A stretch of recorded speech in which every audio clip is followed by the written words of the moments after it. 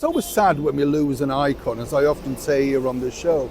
And the thing is, when you've met them, it means a lot more because you spend a bit of time with them and they're just nice people. Normally you find the bigger the star, the nicer the person. And when you think about it, Robert Redford was a huge, huge star. An international sex symbol, ladies, I know the feeling. And of course, you know, he was a good actor. Now, when I met him, he came over here in 2013 to launch one of his film festivals in London. And at that point, you know, he had nothing to prove. And it was really interesting actually meeting him because he was there solely to try and promote the film festival. He wasn't really interested in talking about his previous work. But naturally, as we sat down, I prodded him a little bit more and he revealed one or two secrets that I wanted to share with you. As ever, let me explain. Morning, good to see you, chums. Thank you so much for joining me today, and as ever, welcome one and all brand new subscribers.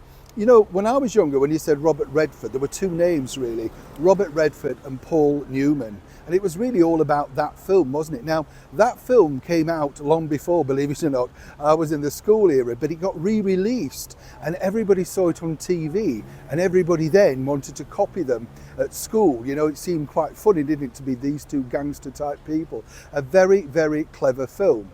Although when I met Robert Redford, the thing that he told me, he couldn't quite believe about getting his very big break alongside, we haven't had a wave, have we? Sorry, I know. See, so engrossed. The thing is, he told me he couldn't believe getting his big break alongside Alfred Hitchcock in his TV series. Do you remember that? And you see, you've got to remember, these directors, it's a little bit like the streaming giants now. They were switching from big movie studios like Fox, MGM, Warner Brothers, Republic, RKO, all of those, to suddenly making television with brilliant actors. You might say the same today, you might not, depending on which way you think. What was interesting though, Robert said he learned so much from the direction of Hitchcock, so much so that he employed some of the same things later on in his career. Now, we all know the big movies, you know, that he had, but as he pointed out to me, he owed a lot to the likes of popping up on TV shows like Dr. Kildare. Yes, and apparently he could have been a permanent one on Dr. Kildare, but he didn't really want to get in the long-term thing of being in a long-term running TV series. Now, I don't know if you know this, but at that point, you know, at 2013, I think it was, what was interesting with Robert was he'd already been offered the chance, millions of pounds, to appear in those big super soaps of the 1980s. First off, he was up for the main role with Aaron Spelling's spin-off, The Colbys. Remember? That was taken over by Charlton Heston, who played Jason Colby alongside Barbara Stanwyck and a good friend of mine, of course, Stephanie Beacham. He didn't want to do it, and apparently Aaron Spelling kept putting the money up and up. But he knew it was only going to be for a short period, simply because he couldn't sustain that even in television land. Most people remember Robert Redford for starring opposite Barbara Streisand in that wonderful movie, The Way We Were.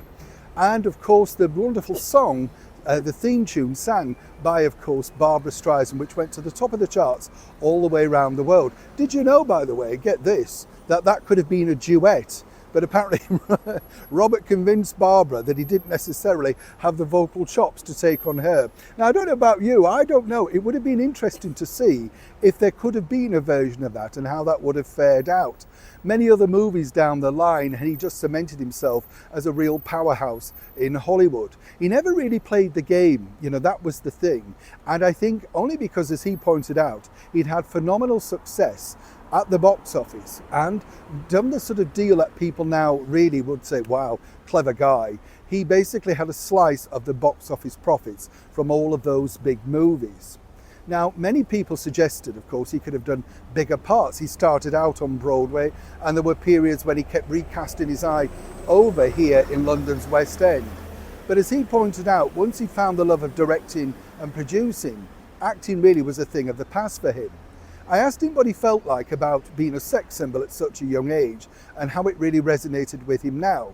And as he pointed out, well, it's just as bad for men as it is for women, because he said, I can see the disappointment on the young ladies' faces when they say, oh, you were a sex symbol. And he said the emphasis key word was, you were a sex symbol, you're not anymore. He resisted the opportunity, of course, to go through so many different lifts and tweakments and stuff like that, because he said he wanted to remain an authentic actor. What was nice though, meeting him, was he was very polite, very sincere, and gave his time freely.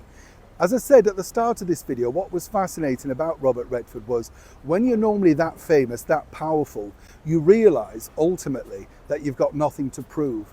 And Robert Redford leaves behind a wonderful legacy of fine acting work, directorial stuff, and more importantly, of course, movies that we will continue to watch time and time again.